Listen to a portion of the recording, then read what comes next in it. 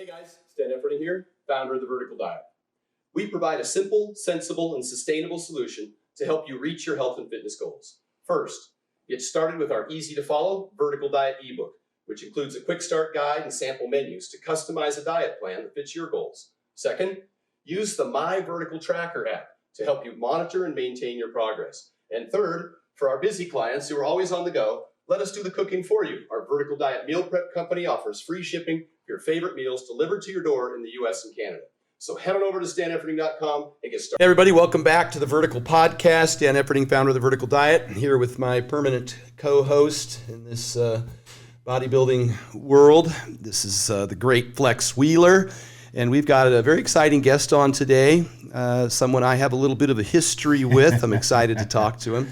And I have a extensive history. All over the world through Turkey and everywhere. Absolutely. Hey, my wife, when I told my wife she was getting ready to head to the gym, and I said, hey, I got your text, and I was like, oh yeah, that's right.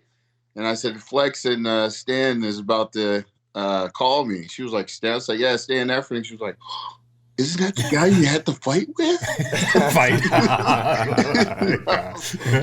love it. Like, yeah, I love it.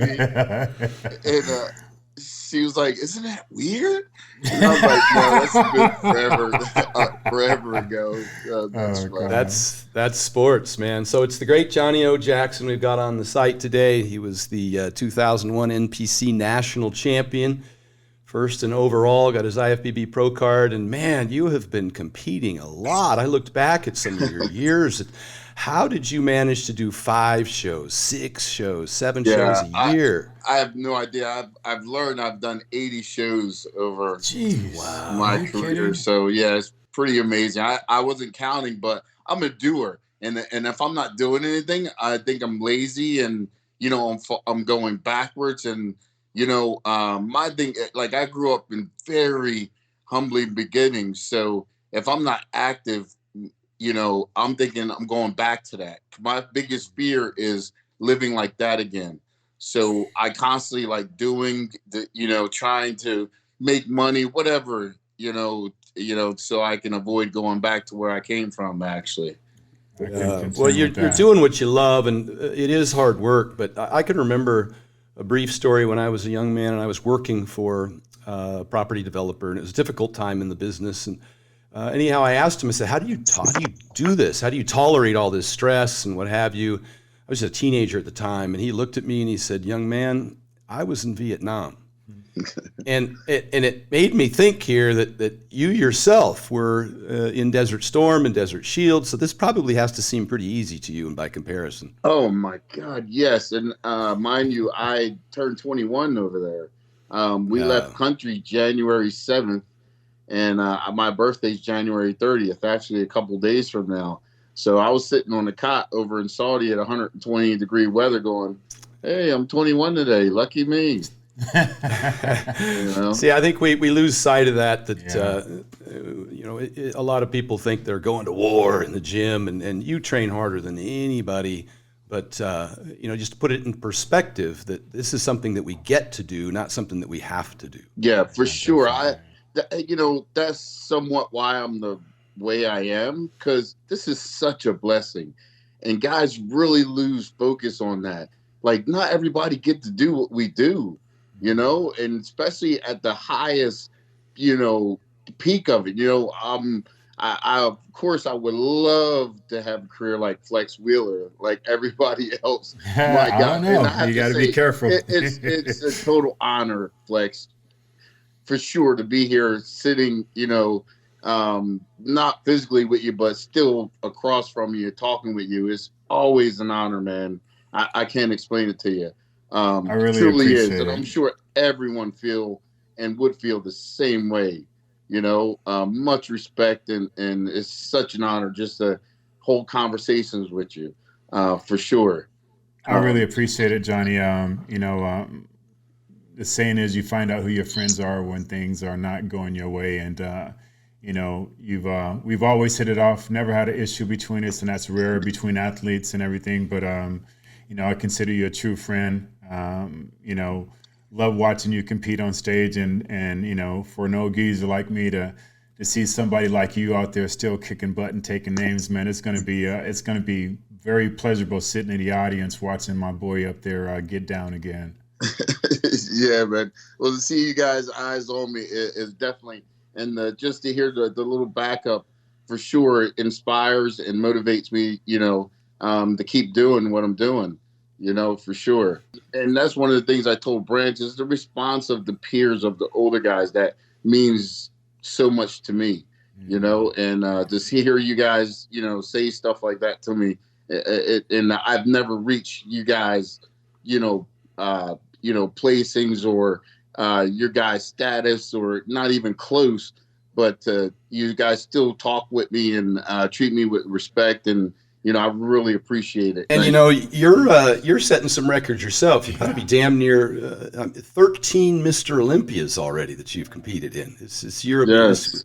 This is pretty incredible. I don't know too many people who have had that kind of longevity, and you're still killing it. Flex and I have talked to a few of the, I don't want to say older, but at 48, there are some guys there that are younger than you. And most of them tend to train now a little more conservatively, myself included, to be honest with you. At 52 years old, I can't do the stuff I used to. You, on the other hand, are still in there just crushing it. How is it that you are still able to do that, train with the amount of intensity that you do? I don't know. It's just how I'm programmed. I mean, it sounds weird, but I don't know any other way. And I guess once I can't train that way, I don't know if I hopefully learn how to train, without training that way, with a little bit more self-control and stuff like that, but for now, that's just the way it is. When I walk in the gym, it's turn on time, and I like to get it done. And it's still, the incentive is, of course, competing and stuff like that. Even when I wasn't thinking about competing in bodybuilding, I still was doing a little bit with Josh Bryan with the powerlifting. And, we were putting out some deadlifting, 8-week deadlifting, how to improve your deadlift and stuff like this. So I'm the, type of guy that I'm not just going to talk about it. You get a lot of guys sitting back, talk about it, but I'm going to show them. I like to get out, show it, get my hands dirty, and be like, man, I'm not just talking about what will work. I'm going to show you what will work, and hopefully it'll work for you. So yeah, it's like I said, I'm a doer, not a talker. So it's either put up or shut up. Yeah, we've seen that throughout your career, and obviously the results speak for themselves. And just for people who haven't been following very closely, Johnny's still pounding out 315-pound close grip bench presses for reps and 400-pound squats for reps and 100-pound front dumbbell raises. You're doing some ridiculous stuff in there. My body aches watching you do that stuff, to be honest with you. But I also noticed that you do a lot of sets really, really under control with some lighter weights with very strict technique to get an enormous amount of volume in as well. Is that working as well for you? Yeah, for sure. We always done it. We've not always showed it, but right. Even this last ordeal with Branch and stuff like that, and he, having a little bit of trouble filling some stuff out. So we now, more than ever, we'll do our heavy stuff, but we'll still, at the end of the at the end of the sets or at the end of the exercise, we'll choose like a really light weight and just pound out some reps just to move that blood. Yeah. Because we use heavy weight and get a lot of blood pumped in the muscle. Now we need to move it to where we want it to be moved to. So, we'll get lighter weight and decide what to exercise. And, let's say chest, for example, if we want to hit the upper chest a little bit more or want to fill that out a little bit more at the end of the, the 4 or 5 sets, that 6th set will, drop down more than half the weight and then pound out, between 20 and 30 reps just to get that blood to move, in the incline, doing incline, maybe incline dumbbell presses. So to get that blood moved up into the upper chest more, right. All that blood that we got pulled inside the chest, right. Kind of get it moved into that area. Right. So, Yeah, for sure. We love lifting heavy, but we try to be smart about it. And then, it looked like we're out of control and stuff like this, but either, the positive movement may be out of control, but the negative is totally under control. So one way or the other, we stay in control so we don't hurt ourselves. But, if you're on the outside looking in, it just looked like chaos. Have you always been strong, even when you were younger? I mean, sports and everything like that. Have you always been strong? Yeah, I'm kind of weak now considered, when I was younger. When I was younger, it was just stupid. When I was a little kid, I used to, in high school, for example, when I was a freshman, I remember this guy, Nunzio Costa. I think this kid weighed 200. He was like 275 pounds or so. In high school? And he was a senior. And we're in the high school gym messing around and stuff like that. All the football guys, I think we were weighing in or getting pads or something like that. And there was mats on the ground. And, everybody, challenged me, was I able to pick him up and body slam him? And so they challenged Johnny, and here we go. He went for a ride. And of course, when I was little, I was short too. So everybody underestimated me because I was so short. Sure, I'm still shorter than everybody though. But it was even worse when I was smaller. But I was incredibly strong. I worked on a farm, Henry Bonato's farm also. Okay. And I was the littlest kid. I was 12 years old, the littlest one on the farm of all these Mexican guys. And I was the only one. I was the only one at the end of the belt, stacking the peach boxes. So all these guys, older guys, are like picking the ones out, the bad ones out down the belt, or doing whatever. And then it all get into this box, and I'm like stacking these boxes 7 feet high, like, I'm on my tippy toes trying to get them up on top of the, pallet and stuff like that. And I'm like, at one point I'm looking like, why am I down here doing this? And all these grown men are up there picking peaches off the line. It was crazy, but I was always stupid strong. Johnny, you mentioned Branch Warren, and I did a YouTube video one time back. It was called "The Reason Why Westside Barbell Athletes Are So Strong," and the gist of it is that they were training with savages under Savage coach with a bunch of great hardworking athletes. How important has it been? And it's so great to see you reuniting with Branch for this Olympia or for this Arnold. How important has it been to have somebody like that pulling so much out of you on a consistent basis to compete against? I can't even explain it. We were talking about this the other day. I was talking to Branch about this, and I tell him, don't make any mistake. Like, I'm so motivated because he's got my back. We're going tit for tat. He's there every day. He don't have to do this at all. He's more of a family man, got all these businesses going, busy as all get out, and he shows up every day with me. And it's someone I look up to, I admire, as a human being, as a businessman, as a family man. And for him to do that is awesome. And it's like Flex said, when you find out who's your friend when, push come to shove, or, you get backed up in the corner. And I don't feel like I'm backed up in the corner because, you know what I mean? They got the Arnold and the stacked lineup. And but I'm ready to fight because I got him, what better backup, could you have, and it's awesome. But I have to say, he need to call me and say thank you, because he's gotten big as all get out these last 3 weeks. I was looking at him like, holy crap, man. So yeah, I might tempt him to come back. Improvements too. Yeah, I know. I've traveled extensively with Branch, and man, he's always spoken incredibly high of you and how true your friendship is, and even in certain situations where somebody was putting, someone down, and man, I mean, his whole face and demeanor would change, and he would speak up and then mention about you. So you got a true friend there. But I've always asked him, are you going to come back? He goes, man, I train like it. I want to.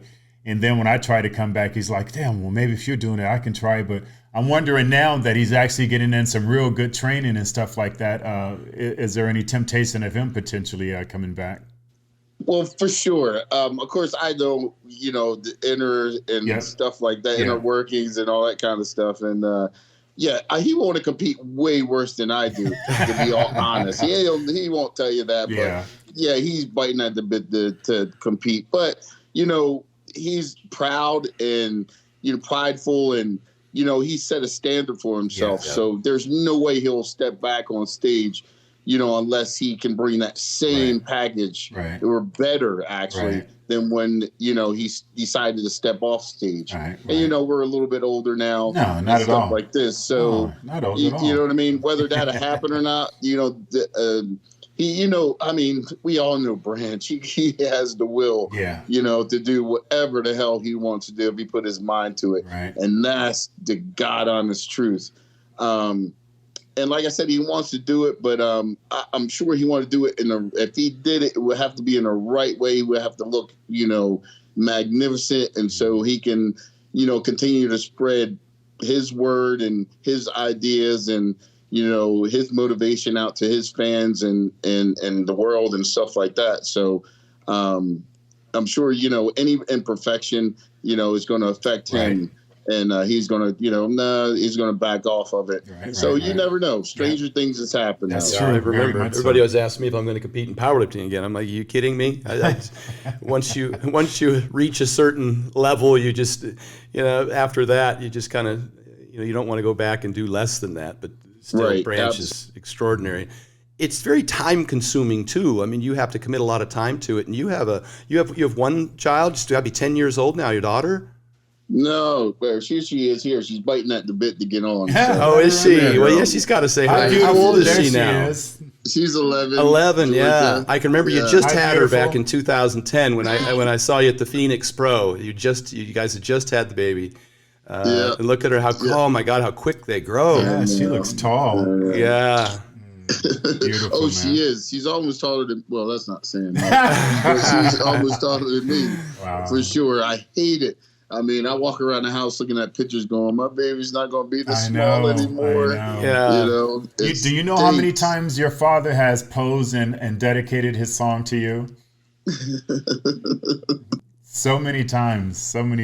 We actually had a couple that, when she got a little bit old, I think, when you were 4, I guess we started doing a little bit. I would point to her while I was on stage while I'm doing my routine and we wild out together. Beautiful. Yeah, you just lead by example. I have a 7-year-old and a 5-year-old, and they and I go out in the garage. I have a little gym in the garage, and so they come out and they do little lifting. And has your daughter been doing some of the same, just watching what you do? Now she kind of picks up on that. God. Well, she's been going to the gym with me since she was a baby. Yeah. Everybody still asks about her. Like when she's not with me, they're like, "Where's Georgia? Right. Where's Georgia?" Since she was a baby in a little pack, walking on the treadmill with her head bouncing and I'm doing cardio.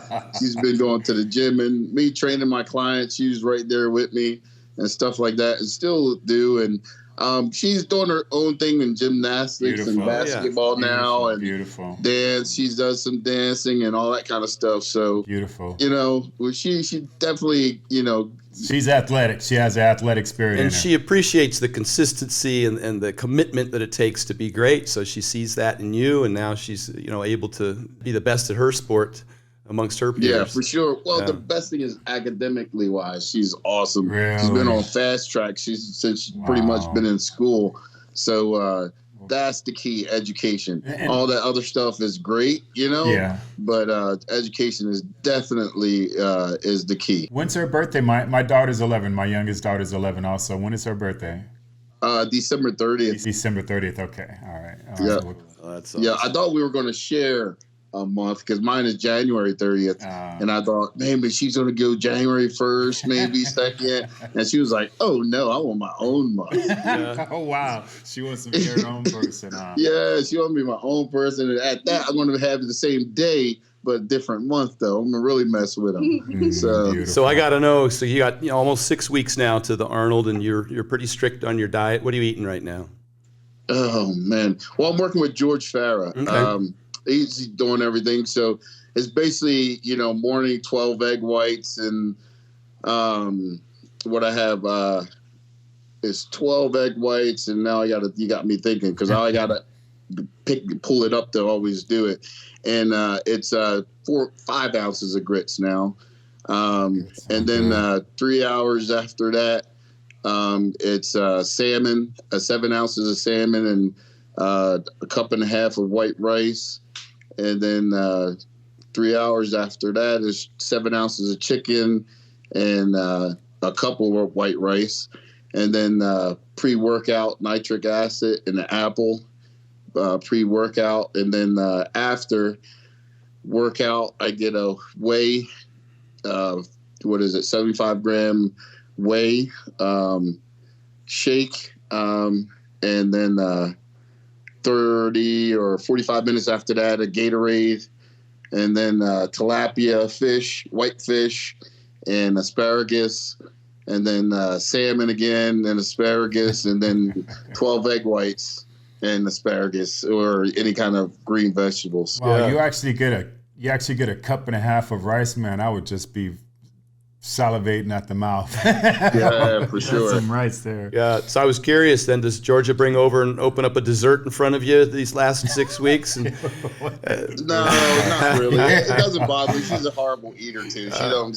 I mean, God, she loves just chocolate and junk. I mean, it's crazy. We let her get away with it. It's kind of like you would think, even my wife, she runs marathons, and she's, kind of not a health nut, but eat good. But we let our kids do whatever they want. And that's one thing we said we wouldn't do. I know. But, I mean, it is what it is. I get it.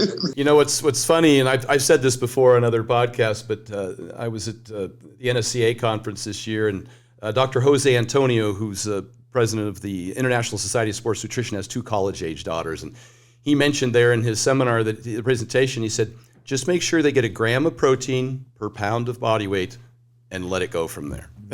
So yeah, I try and I had it good in the beginning when she was really small. Yeah, I fooled her in eating egg whites and grits. Right, because I'll get up and eat.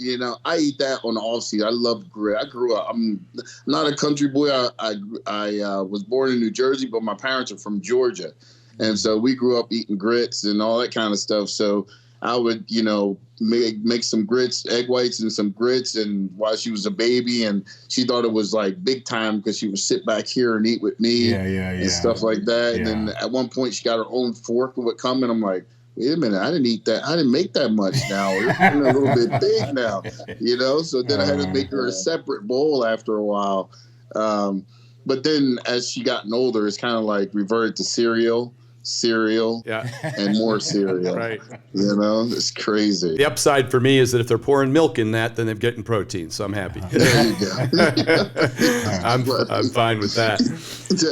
Let's take people back. Been over 10 years now, and even though it still tends to be the first thing people mention when they talk about you or I is the world's strongest pro bodybuilder. Oh yeah. And that was an exciting time just to kind of give people an actual insider look at how that went down. I had just earned my pro card, and you and Ben White were set up to compete in the world's strongest pro bodybuilder. And so I reached out to see if I could get in the thing. And obviously I was too late and had never competed in a pro show. So as you recall, Robin Chang got together with us on a conference call and said, hey, look, we'd like to set up a world's strongest pro bodybuilder for next year. And then, you and I spoke briefly with Robin, and we thought that was a good thing to get behind, and we started promoting it.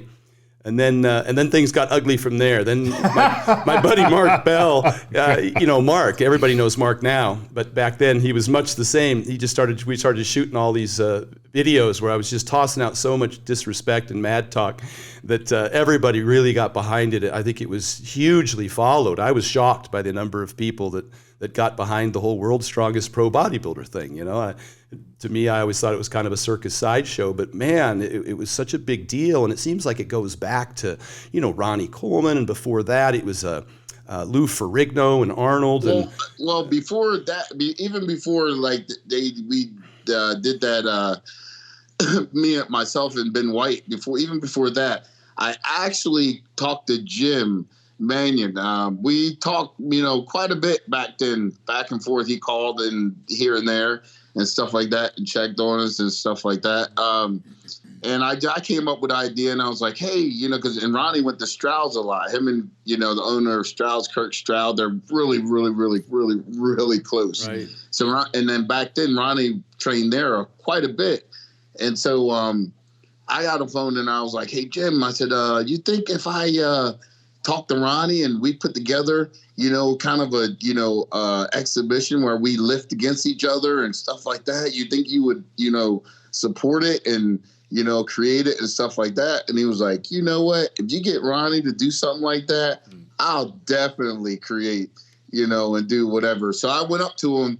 I was like, cool. And I went up to him in Strauss and I was like, hey, Ronnie, I said, I talked to Jim and he said, that if we lift against each other, and I said, if we, make some money, you can take the bulk of it. I don't care. It's just going to help me out, and help my career. He didn't had nothing to win from it, to tell you the truth. Right. It was, it was more on my end to get noticed and stuff like that.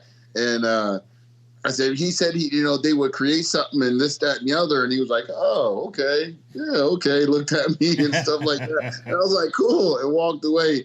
And then Dave, his name's Dave. He's a brain surgeon. They're all really close. He came to me later on and was like, yeah, when you walked away, Ron, he was like, yeah, that's never going to happen. So that's even before we created the Ben White, myself and Ben White thing. I tried to get something like that going. Yeah. Just because of, I seen how Ronnie lift and everybody was all into that. And I discovered how strong I was because I really didn't. Everybody think I came from a powerlifting background. I never did. Even in the military, they were trying to get me to powerlift, but I really wasn't interested in it. I was trying to find a bodybuilding team while I was in the military, but they don't have a bodybuilding team. They only got a powerlifting team. And Johnny Graham, matter of fact, was the coach. I don't know if you heard of him or know him, Johnny Graham, but he puts on a lot of powerlifting meet and stuff like that. But he was the head coach there in Fort Hood for powerlifting and stuff like that. And I talked to him and stuff like that, but I just wasn't interested in it. Right. And so happened, Steve Goggins, he had held the record with squats. At one point, it was 1,033 when I met him. And he saw me in the gym lifting and he was like, holy shit, Johnny, you're strong. You should power lift. And I was like, okay. And so I started lifting with him and Kirk and that group. And that's why when I started powerlifting, like I had no interest at all, but I had so much respect for Steve and looked up to him that I was like, if this guy's saying it, I must have something going on. And if this give me a chance to work out with him, then cool. Let's do it. Yeah. And so they organized it and there off we go, Well, it's interesting you said that about how you approached Ronnie because it was a good opportunity just for the marketing because people really are interested in how, the strength, even though it has nothing to do with bodybuilding. Absolutely nothing. I think it was a detriment for my career. We'll talk about that in a minute. But when I got to flex, he wouldn't let me squat, deadlift, or flat bench press. Not one time the whole time. Well, one time Well, it's different because you were a power lifter and that's what you did. So your body wasn't going to change by you doing those exercises that you've done all this time, at a high level with so much weight. You know what I mean? So that wasn't going to activate your muscles to get them to grow by, doing those movements. Absolutely right. So I totally understand that. Yeah, and there was one time we were down in Venice doing a video shoot. Yeah, and it was Venice. Flex we had to please let me bench for the video because I wanted to throw some weight on the bar. But other than that, we didn't. No, that was smart because you would. There's no. I'm not going to say there's no way, but it would have been. Yeah, you would have had been hard struggle to gain any kind of muscle size, full muscle bellies and stuff like this. By, doing those powerlifting movements, something that your body was used to. Yeah, it's all, joints and leverage. And Flex got me the best shape of my life. I was the fullest and looked the best I ever looked. I never again achieved that condition because I focused so much on powerlifting after that point. And I wasn't able to... Peanuts and almonds. Yeah, people don't get it. Yeah, people don't get it. They really are two different monsters, and you have to be conditioned. Like a lot of times, me and Branch, a long time ago, we would, tend to get with Josh Bryan and have him train us for a while in powerlifting. You know what I mean? And improve our thickness and stuff like this. And half of the time, within 3 or 4 weeks, he would, pull something or kind of have aggravation with something because his body wasn't built, for powerlifting. or I'm not gonna say he wasn't built for powerlifting, but he never done powerlifting extensively for his body to be able to handle it. You can't just jump into it either. You got to train up to it, to be able to do these lifts and, keep balance and all that kind of stuff. It's a lot more to it than just heavy weight and, pick it up and put it down. Absolutely right. And more now we're seeing from the research that the volume is probably the better predictor of hypertrophy. And you and Branch have always done an extraordinary amount of volume. And when you try and throw in heavy squats and heavy deadlifts with any significant amount of volume, you get just too much fatigue to recover. That dramatically impairs your ability to grow. So you guys, I think people see you guys lifting heavy, but you're also doing a really reasonable amount of reps, usually in the 10 to 12 rep range, and you're doing lots and lots of sets and frequency, at least twice a week. Yes, for sure. That's why you guys have both had so much volume, so much round muscle.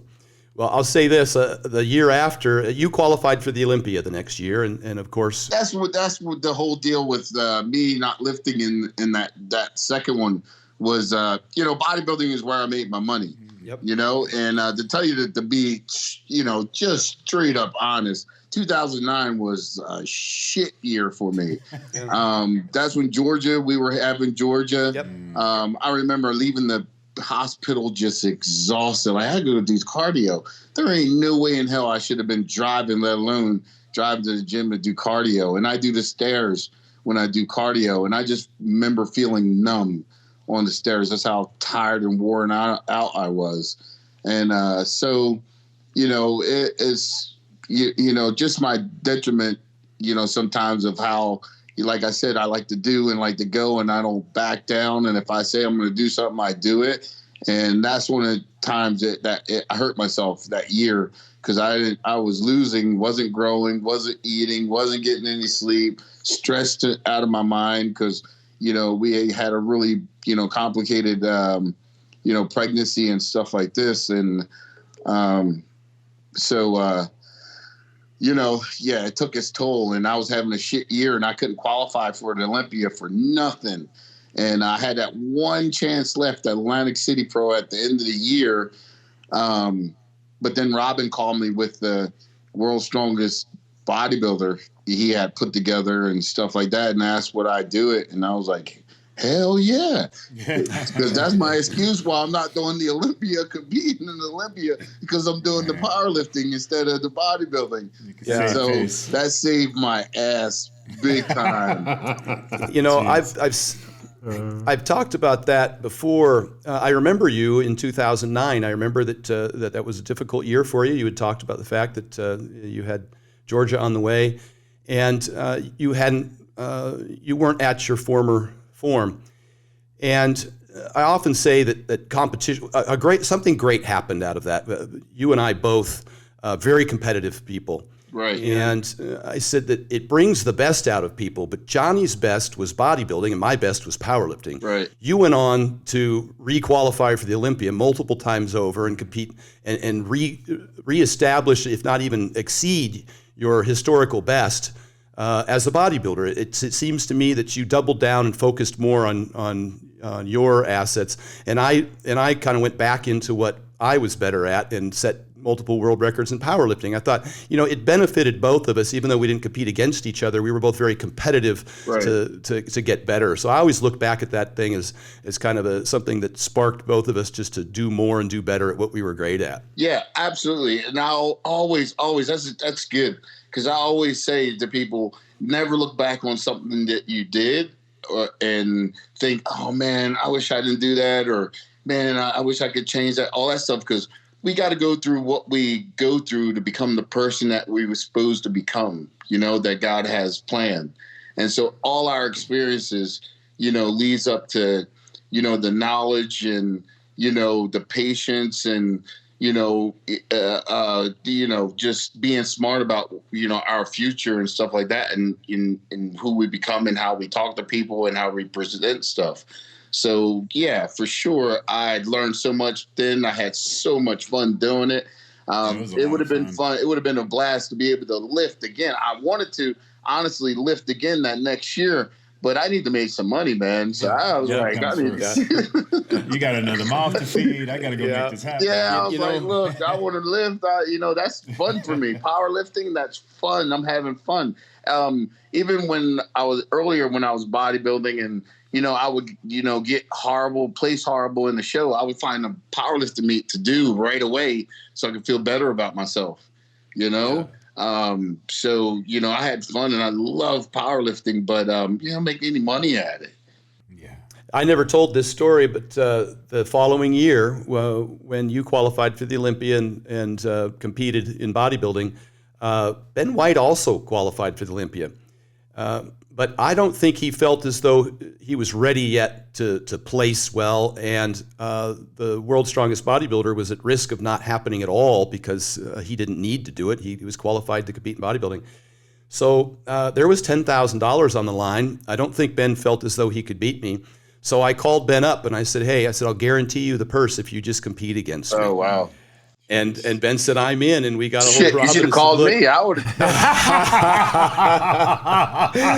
Yeah. And for that same reason is because, if it never had happened, I ended up getting a big spread in muscular development, another one in flex, all kind of, had really nothing to do with the bodybuilding. But because bodybuilding has such a broader visual and audience base, it was nifty that I was a power lifter, but nobody would have cared. But it goes back to what we were talking about and what you said earlier, how significant lifting really is amongst bodybuilding.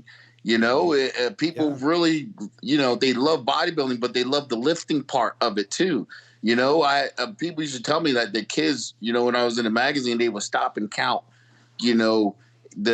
how many plates I have on the bar. Oh, yeah. Not just look at the picture of me posing or holding a bar, but they would count and see how many plates. Like, oh man, yeah. So I think that's why the longevity is the powerlifting added on to the bodybuilding. Helped me stay significant in a lot of people's eyes. Because it was just something different, and I think it's more tangible. You know what I mean? People can put their finger on it because, you go into the gym lift, people can do that. With bodybuilding, not everybody get on stage and look like that and pose and want to have Speedos on or posing trunks on and all that kind of stuff, But people love, getting ready, getting pumped up and going to the gym. So, I think it just showed that you guys were more dimensional than most athletes. Most Absolutely. true power lifters could not take their shirt off and go on stage or compete at a world-class level. Yep. And most bodybuilders can't go into a real, powerlifting meet and get down. So I think the common denominator is it just shows that you guys are just pure athletes and just elite athletes on that level, because it's not too many guys who can cross over like Deion Sanders, who can play, high level baseball and high level football, or even, the great Bo Jackson. So that's I think you're right when you said it creates longevity and greater interest in that individual instead of just being a one-dimensional athlete. Absolutely. It was funny story is we were up there on the stage and I was up there blowing my mouth off about how I was going to give away my Hummer and $10,000 and blah, blah, blah, blah. I was like, no, don't give away And the then Hummer. as soon as all that was over, I stepped down off the stairs, and you know who Nick Best is? Yes. Strongman, world strongman competitor, just a big freak of a dude. Absolutely.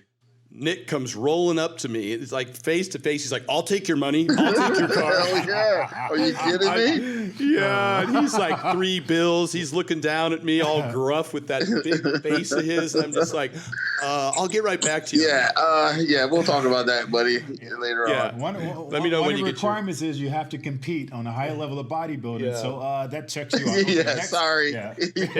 And nowadays I have to try and make the distinction with Larry Wheels is that the whole world's strongest bodybuilder, I have to say world's strongest IFBB pro bodybuilder. Yeah. Damn, Larry is just a freak. Oh my God. Yeah, I went over to him in Dubai. I met him in Dubai. I saw he had a booth over there.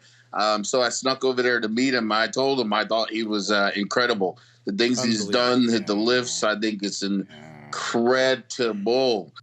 Isn't he one of those folks that he when you see him on video, it doesn't do service. When you see him in person, he's a bigger man. He's got a broader shoulder. Yeah, he's just big from being alive. He's just. Yeah. He doesn't have the same kind of volume as a bodybuilder were yet. He's a young man. But you still can tell. You know, he doesn't need all that. You know, just being in his presence is like you can. You know what I mean? He's dense enough. You know what I mean? And within himself to where this guy's more than a good-looking guy with glasses on. Right. Yeah. It makes you wonder. It makes you wonder, guys like you and guys like Stan and what you guys done. I actually think that helped created this new generation of hybrid bodybuilder powerlifters, and obviously because of the media, they don't have to go on stage, but as long as they diet hard and look pretty good and can throw up some weight, I don't think that probably would have ever happened if it wasn't guys like you at the forefront who jumped into both and done it extremely well, because who would have thought of it? It takes someone to think of something first for people to better that. And now you have people like Larry Wills, who's obviously a beast, and you want, for me as an athlete, as a pure athlete and a pure competitor, I want to see people do better than I did. Right. Because that means the sport is that the sport is progressing. So, you have people like, Larry Wills and all that, and I think they're just hybrid babies of what you guys did before, or else it wouldn't even be a platform for that to be seen, For sure. And sorry, Stan, but I'd listen to this, but he's a black man too. So that just warms my heart to see that being successful and so strong. You know what I mean? Right. Absolutely. I have none of that in me, but I'm just saying, just being real, it's real. I'm proud of him. And, I love the fact because, like I said, I have a young son, of course, a young black man, and for him to have him to look up to, you know what I mean? And maybe he'll have a son and so on and so on. So, for sure. And I have nephews and stuff like that, and they watch him. And it's just good to see, you know what I mean, us come out of, because where I'm from is not a whole lot of the diverse stuff going on. So they're stuck into, what they see right there. So, it's all man. So it's good for them to see other people of, color doing different things. And like, you don't have to play basketball because you're black and stick with that. Right. You know what I mean? You know what I mean? So it's pretty cool for me to see absolutely these guys be successful. And I cheer all of them on. Yeah, definitely.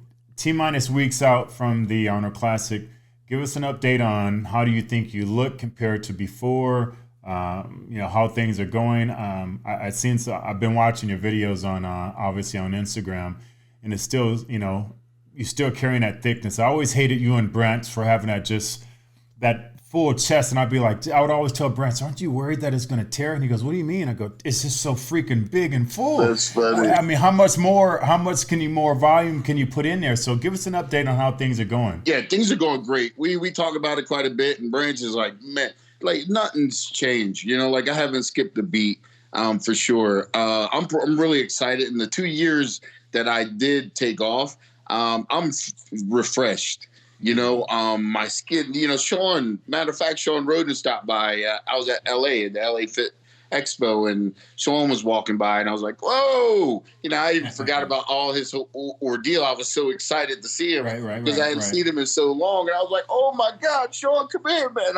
I think I got him by surprise. I think he maybe thought I was going to be a little bit standoffish or a little bit like, hey, man. But I was like, oh my God, hey, come here, man. Oh my, look at you. You look good. And he's kind of like, okay. And, he was like, man, Johnny, what are you doing? Look at you. And I was like, man, I'm going to do the Arnold. He was like, man, you look good. He was like, look at your skin. Your skin's thin too. And he was like, man, I got to watch out for you. I was like, yeah, okay. I was like, you couldn't say nothing better to me than that, for sure. But everything's going good, Flex. Thanks for asking. I feel good. Like I said, I feel refreshed. Everything happening really quick. Even I send George, every week, send him progress pics, and he's like, holy crap, things are happening quick. And George, he's always like, come on, you got to diet hard and everybody else don't it. I'm like, I am, George. I thought the pictures look good. And he's still like, come on, Johnny, you can't let yourself down. You can't, I'm like, God damn, George, I thought these looked good. But then at the end, he's like, man, I like the way the progress is happening really quick now, And so, things are looking good. And every day I'm motivated. Every time I look in the mirror, I get motivated that I'm ready to go to the gym. and put it that way. So we'll see what happens. I don't have any, honestly, like I'm gonna do this or any expectations, but to just kick my own ass enough to where I don't Get up there and be the if I best gotta you can be at drag that my point in ass up time. on stage, I don't give a shit, and I'm gonna be peeled and deal with everything else afterwards. Well, I tell you what, man, I will definitely be looking forward to seeing you up there on stage. All the guys that I know and I competed against, and even some of the young up and comers, I just live vicariously through them. Of doing just a great sport that I love so much, and they can still do it. So, man, it's going to be exciting to see what you bring up there. Definitely. Yeah, we're both going to be there at the Arnold, and you won't hear me running my mouth. I see what you're lifting. I'll be back here going, pity the fool. Will not happen. We should take a minute because none of this happens without your great sponsors. You've been working for quite a while now with Mutant. It's been a real win-win for you. Yeah, I've been Mutant for a long time now. They really are really a great company. I appreciate everything they've done for me over the last. I signed with them in 2012, so it's been a while, and they have had my back. They surely have my back, and I was just out at the LA Fit Expo repping Mutant. We just came out with a new brownie, Mutant brownie. It's awesome. It tastes awesome. You guys, if you haven't tried it, you got to try it. I'll just send you my address, no problem. Yep, for sure. Absolutely. We'll get a box. Definitely. If you're Flex Wheeler of Kooler, we'll get a box out to you, man. I'm not kidding. I'm not either. I don't care if I got to buy it myself. We'll get a box out there to you for sure. Absolutely, man. So yeah, it's just exciting and excited for 2020 for Mutant and myself, and the new things that we got planned on being at the FIBO. Body Power, the Europa, multiple shows out here repping and, showing the products off. And also still signed with Gasp as well. And that's going great. And, actually Gasp is somewhat of the reason why I'm competing again, tell you the truth, because, I wasn't with them in 2017, but we re-signed in 2018. And with that signing, we start pushing out some videos, and then, training for the videos. And, I'm somebody real. Like, if I can't do it, then I'm not going to preach it. I'm not going to try to fake it and try to show it if I can't do it. So I had to get it together. And then me and Branch, since I was with Gas, we started scheduling video shoots together because our schedules weren't really meeting up to the train anymore. But the video shoots we would, and then we went on the tour in China for 10 days in December, the Iron World Tour. Mm-hmm. Yeah. And we really got back in sync, with that, cause we had to represent for the US, over there. Cause they were throwing all these, Chinese guys at us, and the strongest Chinese guy and this, and he this and that and everything else. And he can do flips and whatever. So yeah, we had to put it together, and represent. Right. And so we did, and came back home, and it just made sense, and moved on down the road, and it just snowballed into this. All of a sudden I was like, I couldn't answer why not anymore, Right. You're going to compete, why not? It's exciting to have you back. Really appreciate you coming on. You got a little less than 6 weeks, and we'll be looking forward to seeing you when you're out there, brother. Thank you. I appreciate you guys, and thank you for having me on here. It's been awesome. And thank you for the platform. I really appreciate it. And I'm sure all the athletes that's come on here, they appreciate you guys too, for doing this and giving us a voice, and let people know what we're doing and how we feel about different things. So without you guys, people wouldn't know what's going on, or we wouldn't be as significant. So really appreciate it. No, thank you so much, Johnny, man. You have a great rest of your weeks getting ready for the show. And like Stan said, we'll both see you at the Arnold, and we'll be rooting you on. Yep, definitely. I don't know about great, because I'm hungry as hell, and I'm tired. My knee hurt, and my back is stiff. So I must be training for something. Yeah. Cool. Like I said, brother, always an honor, Flex. Stan, thank you. Great to see you, man. We can't wait to see you guys down in Columbus. And we'll see what happens from there. Hey guys, Stan Efferding here, founder of the Vertical Diet.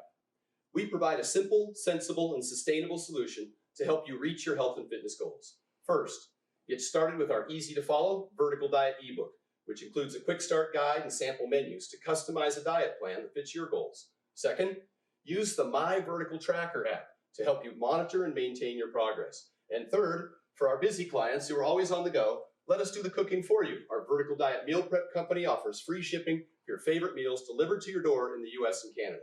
So head on over to stanefferding.com and get started.